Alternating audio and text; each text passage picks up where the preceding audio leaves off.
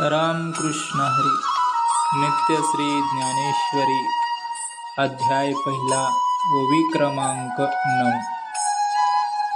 जेथ व्यासादिकांची मती, तेची मेखळा मिरविती.